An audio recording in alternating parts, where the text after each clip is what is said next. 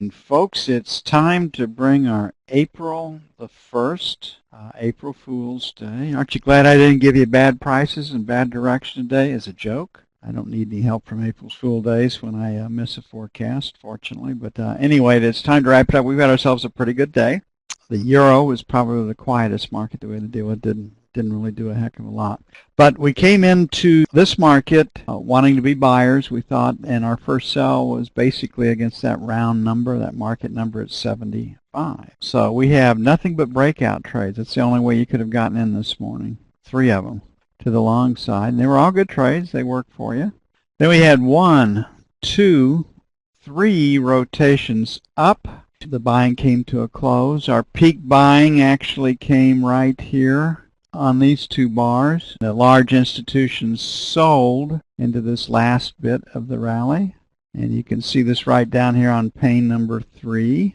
Market stabilizes, and now we have our retest failure. One of our stock and trade trades. It's our primary trade where we retest this pivot high right here and it holds. And you can find yourself short on a sell stop in the 75 area. Now, that number is important because this morning we came in with the idea to be a seller, 74 to 76. That was our idea for the sell side, and this was our level. So we had an idea, and we had a level, then we got our setup, indexes to new contract highs. And if the news does not come in as expected, maybe not. But once again, you really don't need fundamental news for this market to trade higher. Everybody's all in a tizzy about high-frequency trading. Probably every third article on Zero Hedge is about a high-frequency trading, but that's not the worst thing that can happen to markets. Here we've got a B pattern in an up market that would enhance the idea to self-failure to take out today's highs. But a B pattern in an up market means long liquidation. So this market is pointed higher. So we've got our first buy area, 70 to 72. Our second buy area, which is where we wanted to get in this morning, was 65, 67. I think that's a good number for us. It's a high volume number. And then we can sell failure in the overnight session to take out 77 to 80. And that's it for the E-mini. We left on our last update. We thought the market might settle in and close in the 73, 74 area. So I'm still seeing, if we don't break it out this afternoon, then we'll close it right here down 73, 74. So that's it for the E-mini.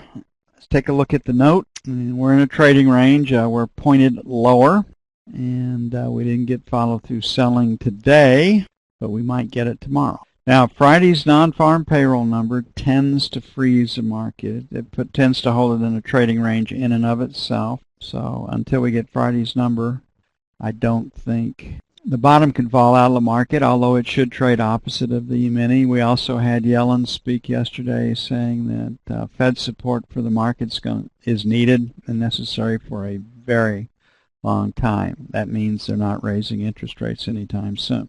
So here we have ourselves an inside day, and that means trading range. We can sell failure to take out the 15 to 16 area, and we can also buy against support at 8 to 4. Or 4 to 8. Very, very quiet trading today. In the note, only 6:30 seconds. Chris was complaining. I think he managed to net 4 ticks today and had a couple of losers too. And with this type of day, when you just don't have any kind of volatility to work with, making anything pretty nice, it's pretty good. It's pretty hard to do much worse than that. We got a 4-8 support area, so we're going to make 5 to 9 buy 1. And then we're going to make 1 to 29 by 2. And the sell side, we're going to sell failure to take out 16 to 20. And we'll leave it at that. I don't think you need to do any more than that. Okay, a quick look at the bond.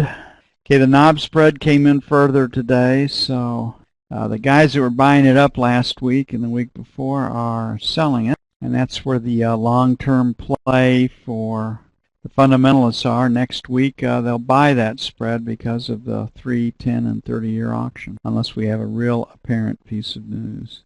And the reason they do that is that the dealers have to manipulate prices, especially at the long end, to support the market.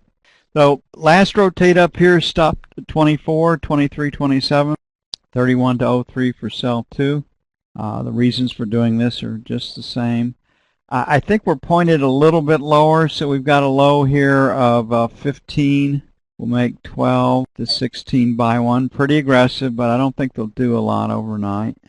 Actually, I think what we'll do on this, we'll make it 9 to 13 for buy one. We'll pick it up that way, and then we'll make 1 to 5 for buy two.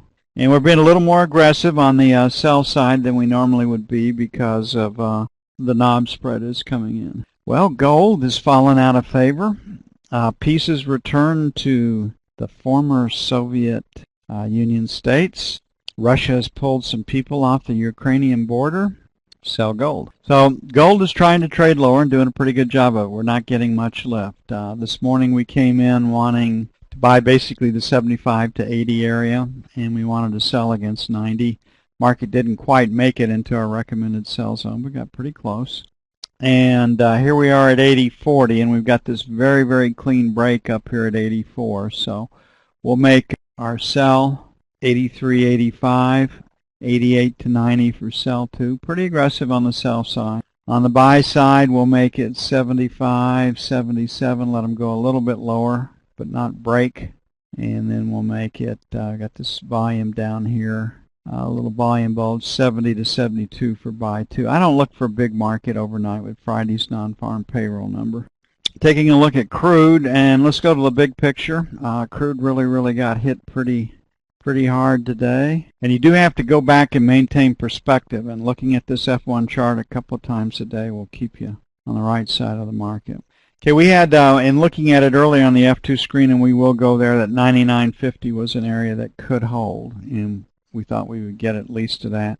Then 99 will be the next number. So you can see pretty strong selling today. The market is pointed lower. We'll pick up these numbers, but we've got this little low volume number right here in the 99.50 area. Then we've got an attractor down here at 97.50 and retesting this low all the way over there. So this area right here basically at 99. So 99.50, 99 even, and eventually down to 97.50, I think, is which way the market is headed.